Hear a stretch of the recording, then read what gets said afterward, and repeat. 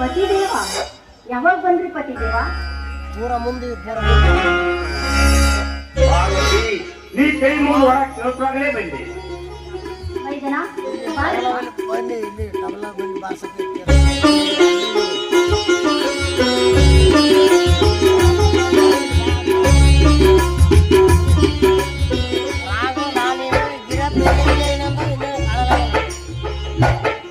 ಆದರೆ ಆ ನಿನ್ನ ದೇವರಿಗೆ ಎಲ್ಲಿಂದ ಕೇಳಿಸಬೇಕು ಅತ್ತಿಗೆ ನಿನ್ನ ಕೂಗು.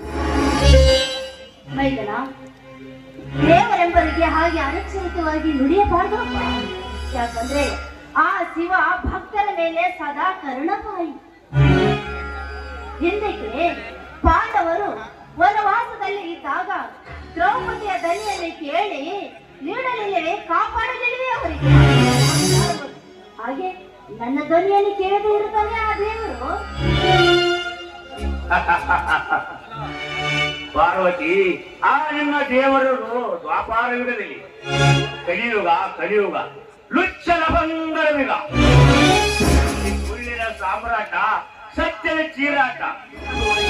ನಮ್ಮಂತ ಬಡವರು ಬದುಕುವಂತಿಲ್ಲ ಪಾರ್ವತಿ, ಬದುಕುವಂತಿಲ್ಲ. ಹಾಗೆಲ್ಲ ನುಡಿಬೇಡಿ ಸ್ವಾಮಿ. ಬಾಳಿನಲ್ಲಿ ಕಷ್ಟವೂ ಸುಖವೂ ಸಹಜವೇ ಸ್ವಾಮಿ.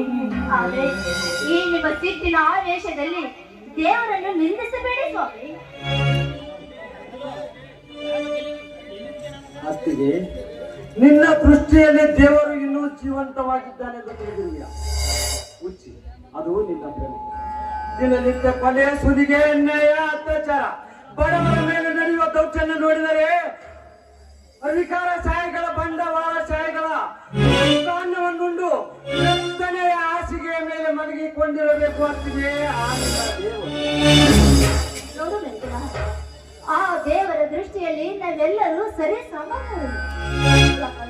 ಬಡವ ಬಲಿದೆ ಎಂಬಂತೆ ಮೇಲು ಕೀಳು ಎಂಬ ಜಾತಿ ಭೇದ ಭಾವನೆಯಿಂದ ದೇವರು ಏಕಿಲ್ಲ ಪಾರ್ವತಿ, ಏಕಿಲ್ಲ. ಹೀಗೇನು ಹಾಲು ಕಲ್ಲಾದ ಅಸೂಯೆ ಅಂತ ಮಾತಾಡ್ತೀರ. ಜನಸಾಮಾನ್ಯರ ದೇವರ ದೃಷ್ಟಿಗೆ ಹಚ್ಚಿಲ್ಲ.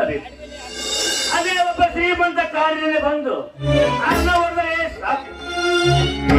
ಪೂಜಾರಿ ಗಡ ನಡುತ್ತ ನೂರಾರು ನೋಟು ಕೈಯಲ್ಲಿ ಕೊಟ್ಟಾಗ ಬೇರೆ ಬಾಯಿಯಿಂದೆಲ್ಲಕ್ಕೆ ಮುಂಚೆ ದೇವರ ದರ್ಶನ ಪಡೆಯುವರು. ಈ ಕಲಿಯುಗದಲ್ಲಿ ದೇವರು ಕೂಡ ಲಂಚ ಕೊಡದೆ ಸ್ವಾಮಿ ಇರ್ಲಿ ಬಿಡಿ. ಅಲ್ಲ, ಈ ನಿಮ್ಮಿಬ್ಬರ ಅಣ್ಣ ತಮ್ಮಂದರಿಗೆ ದೇವರಿಗೆ ನಿಂದಿಸೋದನ್ನು ಬಿಟ್ಟು ಸಮಾಧಾನ ಮಾತು ಇಲ್ಲ ನೋಡಿ. ನಿಮ್ಮ